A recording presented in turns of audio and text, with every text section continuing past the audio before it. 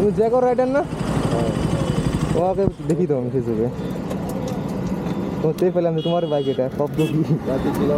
হ্যাঁ তোমরা ঘুরতে? হ্যাঁ বানাইতে ও বানানো মানে তো করা আমি শ্যুট করবো। হ্যাঁ হ্যাঁ ছিল, আমরা 3বার গেছি আমরা।